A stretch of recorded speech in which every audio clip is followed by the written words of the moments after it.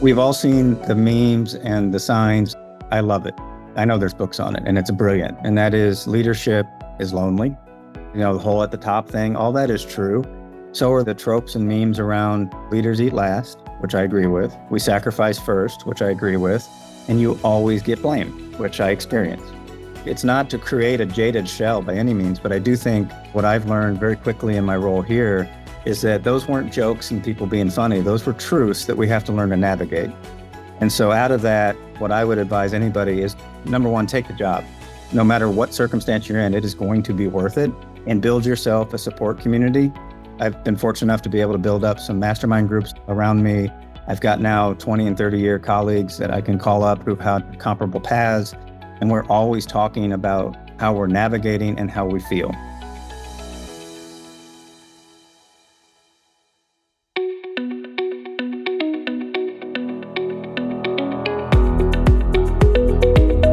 This is Associations Thrive, the podcast celebrating successful associations and their leaders. I'm your host, Joanna Pineda, CEO and Chief Troublemaker at Matrix Group International. Listen in as top association executives tell all, revealing the creative and innovative ways they're increasing membership, generating revenue, nurturing engagement, and reimagining their organizations. By the way, if you've launched a new initiative, created new member services, or updated your governance structure and are seeing great results, I want to hear your story, and so do my listeners. I'd love to have you as a guest.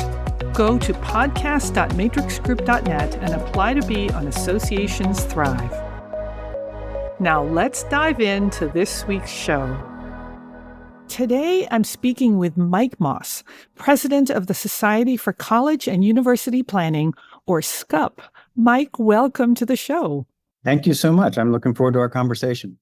Mike, tell us about SCUP.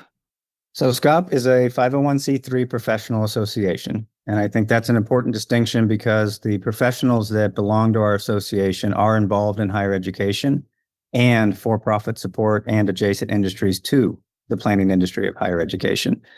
And so we are an individual professional society, and we are a learning-centric association that is an inclusive community of practice around the integrated planning approach. That is what we do. So, Mike, let's unpack this a little bit. What is integrated planning in a university setting? I've not heard this before. It's a great question because we all plan.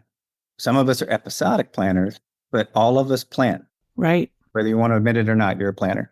And so most of us in both the association field as well as those we serve are very attuned to sequenced and time-based strategic planning. And it's super important, but that's not what integrated planning is. It happens first. So you have plan development, you have the artifact of a strategic direction, which is your strategic plan.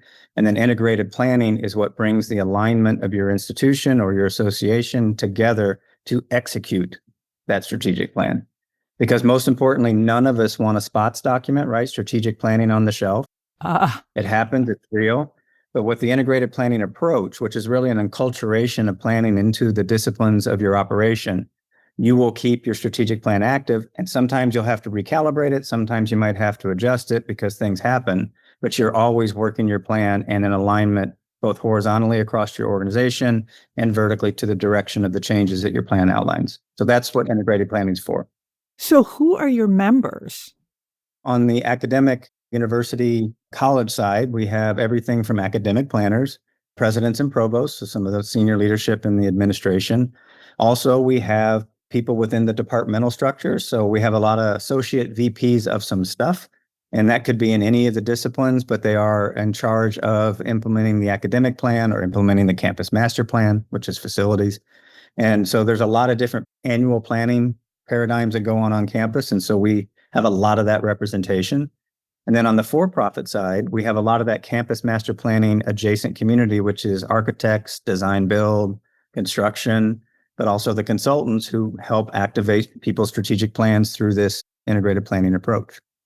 So, Mike, do most of your members have planning as their primary job, or is planning something that they think about in order to do another job? That is the perfect question. Very few of them have planning in their title.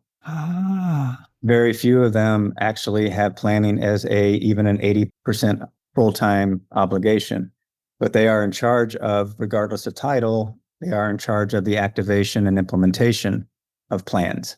So they are doing planning constantly, but it is not necessarily a planning job as we would define somebody who has that in their title. So how do they find you and decide to become a member of an association that maybe isn't reflective of their primary job, being a provost, being head of the foreign language department, or head of facilities? I'll be very candid. I think we are unfortunately still a little bit of a secret. We definitely benefit from a community that is very supportive and brings their next wave of professionals with them. So many of our current members were brought by the last set of 20-year members who were also then therefore from the first set of 20 members. And so there is growth in that, but it's probably not the ideal state for brand awareness. But I do think what happens is when people end up in a challenging moment in their planning, we do tend to get found pretty quickly. From people talking to consultancies, we are a resource for them. The consultants themselves, we are also resources on search for a lot of the things that you would imagine that come up quickly in a search return for a university planning issue. It's a great question because I think we are successful with a community that supports us by word of mouth and activity, and that we would aspire to really, let's make this a mass adoption of integrated planning is really what we're looking to do over the next 5 years. Well, Mike, it's clear we got a lot to talk about, but before we do that, how did you get to become president of SCUP? So in 1991, I graduated from Indiana University with a bachelor's of science in environmental science and public policy. Oh. I then, as one did back, and even now, I became a bartender to try and figure out where the heck I was going to get a job. So while I was bartending, back then, I did not have a computer or internet access or all that. So I was looking in the want ads, and I found an ad for an executive secretary of a nonprofit that was involved in water quality for the Saginaw Bay in Michigan. That was basically the description. There was an address. I sent in my resume. Lo and behold, it turns out to be a Department of Natural Resources funded association of 22 counties addressing the water quality and zebra mussel challenge of the Saginaw Bay watershed. And I became their first employee. And it was my first board meeting of one of my first days. I found out that we needed to apply to the IRS for a nonprofit status. Oh. So off I went. My job was in a trailer, a temporary trailer at a university in mid-Michigan. And I walked across the campus to the library, asked for help, and off we went. And we filed and were accepted as a C3 and formed up the association, and off we went. So you got lucky. You got introduced really early to associations and nonprofits. And it's one of those things where I hope that it's changed, that when I was coming out with my degree, no one in the career counseling offices had ever made me aware of nonprofits or associations as a career path potential. And so I literally did fall into it. But I'm hopeful that that's obviously changed a lot in the last 3.5 decades, that people have been able to bring forward the wonderful work the association industry does so that it's not an accidental discovery. It's an intentional path. So how long have you been at SCUP and how long have you been CEO or president? I've been here 11 years in the role of president. Were you a president or a CEO before that? I was not counting that first job where you're the first employee, therefore you get to be the executive director. Right. I don't count that. I have been very fortunate in my career to be at the director level and above for the entirety of my run. And so coming into this opportunity at SCUP, I was a chief operating officer for a couple associations. And so very involved in strategy implementation, obviously very involved in operational development and governance, but not as a CEO or president. This is my first presidential assignment. What do you think is fundamentally different about the chief staff exec job that you think people should know? We've all seen the memes and the signs. I love it. I know there's books on it, and it's brilliant. And that is, leadership is lonely. The whole at the top thing, all that is true. So are the tropes and memes around leaders eat last, which I agree with. We sacrifice first, which I agree with. And you always get blamed, which I experience. Yes. It's not to create a jaded shell by any means, but I do think what I've learned very quickly in my role here is that those weren't jokes and people being funny. Those were truths that we have to learn to navigate. And so out of that, what I would advise anybody is, number one, take the job. No matter what circumstance you're in, it is going to be worth it. and build yourself a support community. I've been fortunate enough to be able to build up some mastermind groups around me. I've got now 20 and 30-year colleagues that I can call up who've had comparable paths. And we're always talking about how we're navigating and how we feel. So you got to have that safe space because you can't hold that obligation to your team or your board. They have a duty of care for you differently. Sometimes I just need that safe space. So take the job and create a space where you can be your full self and a group of people who are being their full self so that you can process and work through the complications that just come from being the one that has the name on the door, that has to sign the checks, that holds the accountability. There are things that come with that you need to be able to talk out with folks. Well, that is excellent advice. Let's turn to SCUP. You have a new strategic plan that you finalized in 2024. I want to hear about it because during the prep, you talked about how this is a new mission after 59 years. Tell us about it. Appropriately so. SCUP for a very long time had a mission that was refined with each plan because you only need a strategic plan if you're driving change, right? So obviously things have to evolve. So refinement was the rule. And it was great. It was doing great. And it was written primarily to develop and support this approach in integrated planning. So supporting the discipline and those who aspire to be in the discipline. Where we are coming out of the pandemic, we have an opportunity to think differently because we all got challenged to be different, to manage our lives, our individual families, and our businesses differently. And we recognize that a community of practice, while not innovative at all, was actually what we always aspired to do, but we never said it out loud. And so we had input from 1,000 members. We had basically 25% of our members at the time give us an opinion and a voice in the planning process in 2023. So we launched in 24 with that learning-centric association by design and being a community of practice by design. That's the mission of being a peer-supported planning discipline.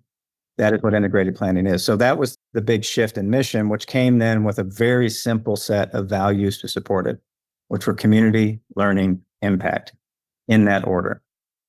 So for someone like me who's not as attuned to these kind of nuances and power of language, how is becoming a community of practice fundamentally different from what you were doing before? We were structured in a learning environment that was effective. I want to definitely honor how we got to where we are. That is the platform that can get us to where we're going to be. So we were structured in a very effective learning that was sage on stage oriented. It was expert driven. Okay. It was driven by a set of subject matter experts, which we still have for obviously very important reasons, but the leadership of the conversation, the leadership of the emerging discipline was very expert driven. And then what we realized is that was great, but what was going to get us to really true mass adoption and acceptance of this discipline as the practice to activate your strategic plans was that it needed to be peer-to-peer driven. Expert shepherd, maybe we have to do some facilitation at that expert level, but really it's a peer-to-peer practice. It is not an expert driven. So if you don't have someone with 900 credentials on your campus in integrated planning, you don't feel like you can do it. That's not true at all. If you have 900 people who want the campus to improve, you're doing integrated planning. And so we really had to get focused on the intention of the discipline's success, its outcomes. It's peer-to-peer, not necessarily expert-driven. So then we had to change the structure of SCUP to support that. So talk to us about the changes. How'd you change the structure? So like all of us, we had a beautiful set of bylaws. They were awesome. They'd been rewritten in 2012 for some governance practice changes, but it was pretty robust. There was a lot of really good guardrails in that bylaw process. Nothing wrong with it, except it was restrictive to a fluid movement of peer-to-peer involvement. And it also dictated very specifically, these committees shall exist to do these things. Nothing wrong with that at the time, but as we came into this plan, we realized we don't even want those committees anymore. And by the way, neither did the members. That was very clear, right? This wasn't staff-driven, this was community-driven. And so we had to give ourselves a set of bylaws that allowed us to have that agile approach to structure.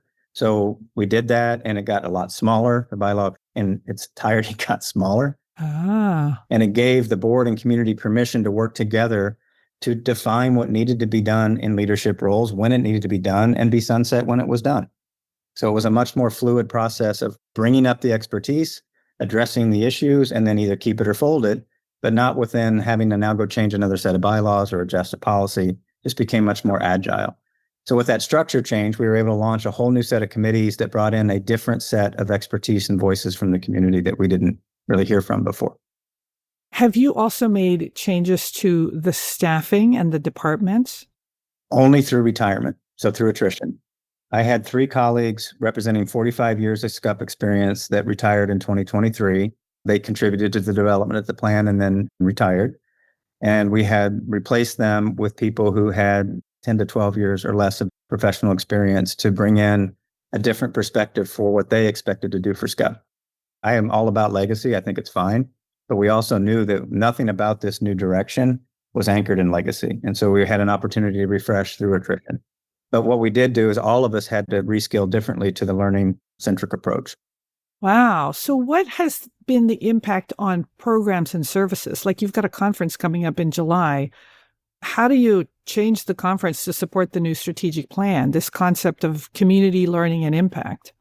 It's a great question. So throughout 24 and leading into the event here in 25, so the first year of the plan, we were real intentional about implementing those new structures, forming the new committees, recruiting the new teams, introducing them through the annual conference of 24, using a lot of community-based input and peer-to-peer designed sessions as opposed to a concurrent with an expert. We still have those, of course, but not as many, right? So experimenting.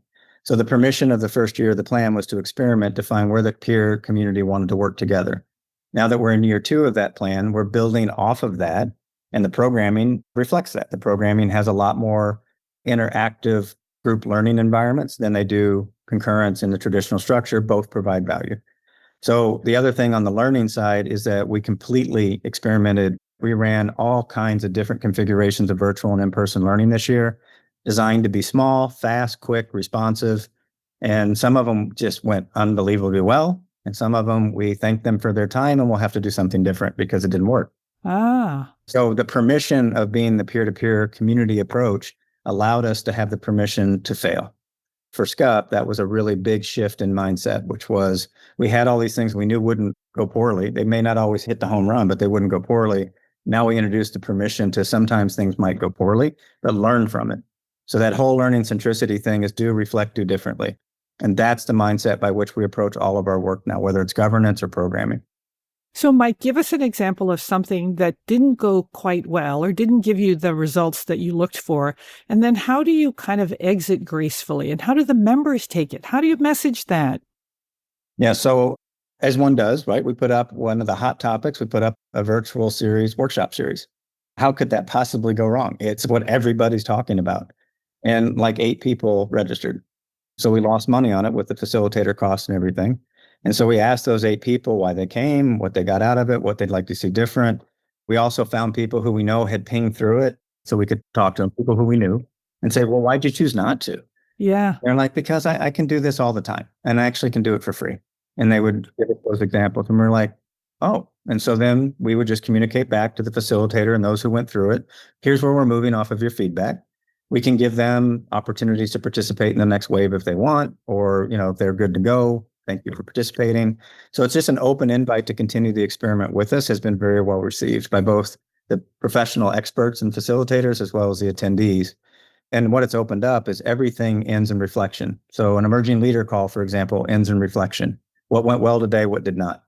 And then we have an opportunity just for that, obviously, the continuous improvement that we all work for. So I think that permission to dialogue on reflection has been a huge change, and that's driving programming changes at the events. So how is your board responding to this? Like boards like to see success. So if something isn't successful, maybe loses money, what are they doing? How are they reacting? In the structure that we have, so I mentioned we redid the governance structure, we're very intentional, as all of us would advocate, is the board strategic. They are working on conversations that are 3+ years out on a rolling basis. Our SCUP Council is the head of the committees and some of the things that we mentioned we made new things out of. They represent in the SCUP Council. Their job is to look current year +1. And that's where we have more of the operational, this worked, this didn't. It's not the board. Okay. So then the SCUP Council comes up with recommendations. If they require funding, it goes to the board. If it's within funded budget year, keep going.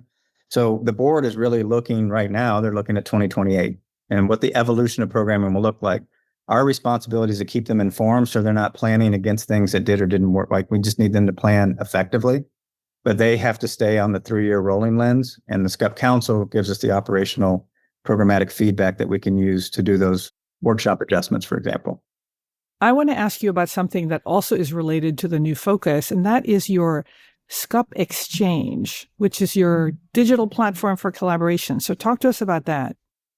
So again, not innovative, but new for us. We had convened in person effectively for 59 years. Even through the pandemic, our audience supported us. We came out okay, but we did not do okay with virtual. It was just not working for the audience in the way we wanted to support it, and they wanted to be supported. That's changed a lot in the last 2 years, but as it relates to this community of practice, the exchange, in order to be a peer-to-peer supported knowledge community, you got to give them a place to talk.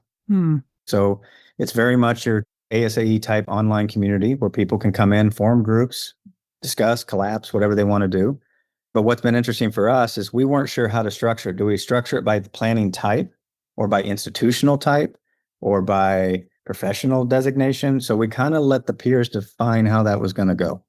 And so we would imagine that large schools would like to talk to other large schools. And while that's true for certain topics, we're finding they like to talk about aspirant institutional markers as well as comparables, as well as learning from each other that like, hey, this is safe harbor, no recording, no bots. This is what didn't work. Don't do this. So they've defined kind of how this community of practice is going in the exchange.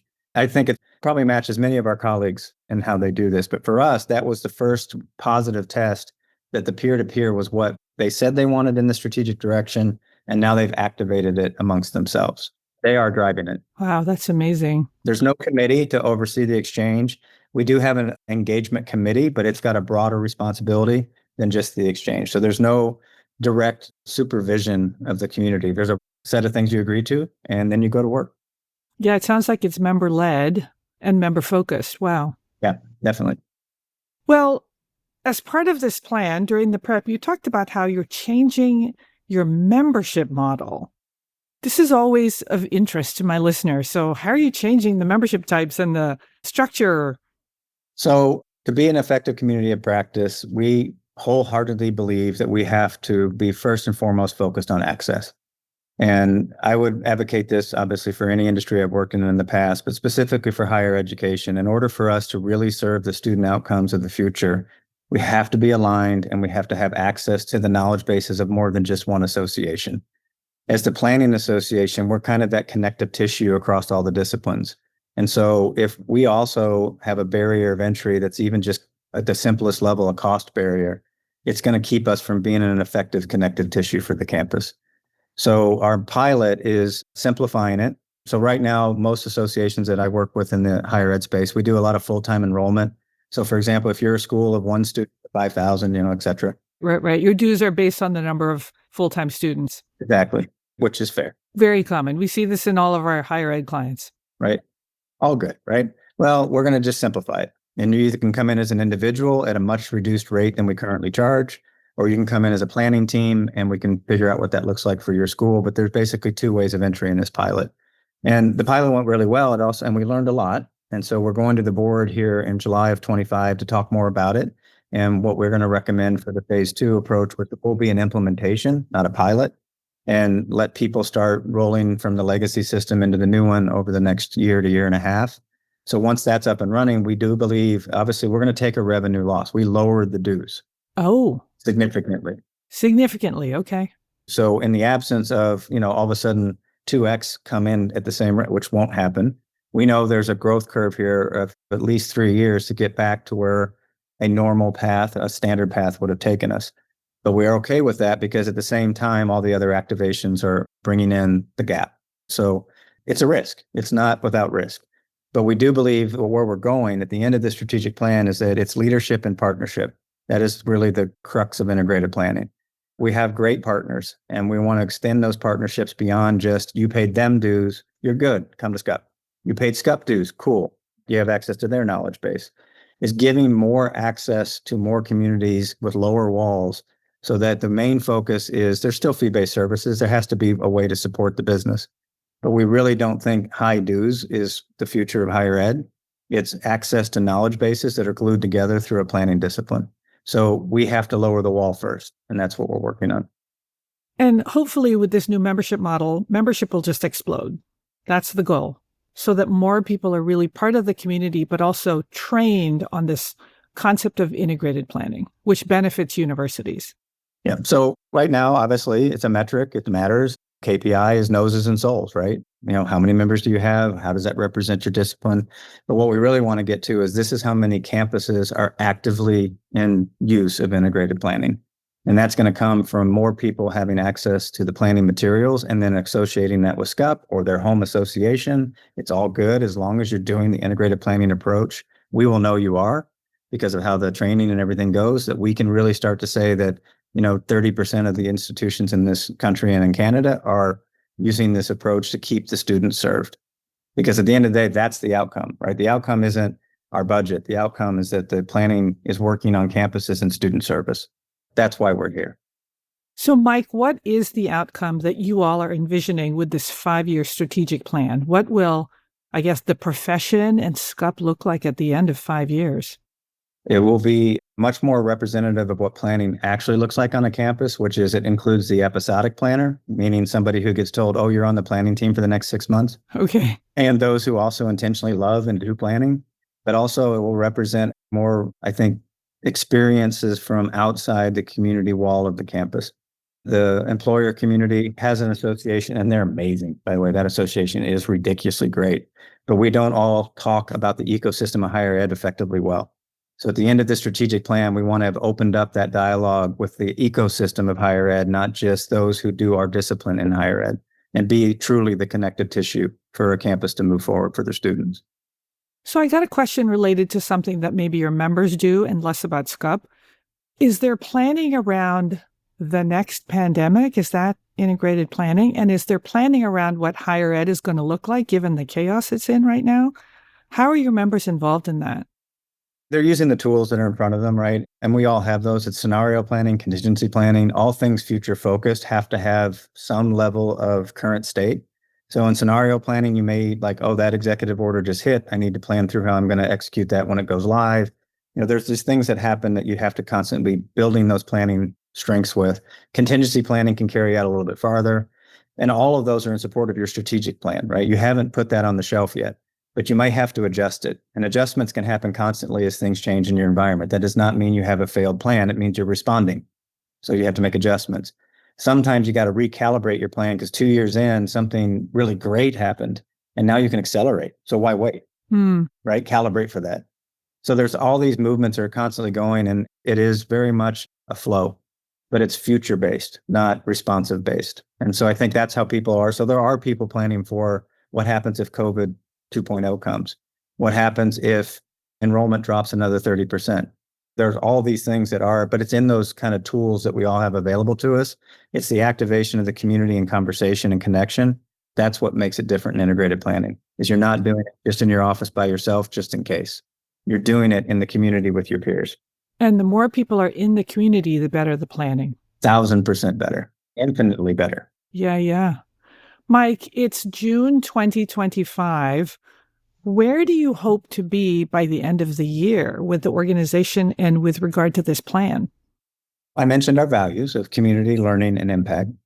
At the end of 2025, we would like to have piloted, tested, and launched the community activations that this plan requires, so that in 2026, we are hyper-focused on the learning aspect of what needs to happen to be an integrated planning practice on a campus. And that means we know starting January 1st, 2026, we are coming to you. We're not going to wait for you to be able to come to us. And so that's the 26 activation that comes after we get this community up and running. We're going to have you back. I'd love to. You got a lot going on, and I want to hear about it. Boy, this has been an amazing interview. Thank you. Oh, thank you. I appreciate the conversation and the kindness, and I love your curiosity. So I look forward to talking again for sure.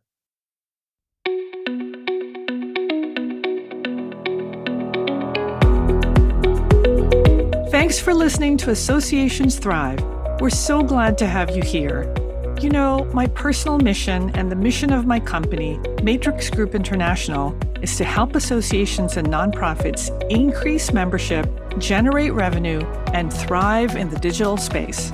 I want to hear stories of how your organization is thriving in today's challenging landscape. Please apply to be on my show by going to podcast.matrixgroup.net. By the way, do you need help with a digital initiative? Maybe it's a website redesign, a new membership database, or a hybrid meeting that you're planning. I'd love to connect with you. Please visit the Matrix Group website at matrixgroup.net. Thanks again for listening to this week's episode of Associations Thrive. Don't forget to subscribe to the show, leave a 5-star rating, post a comment, and share it with your colleagues and friends.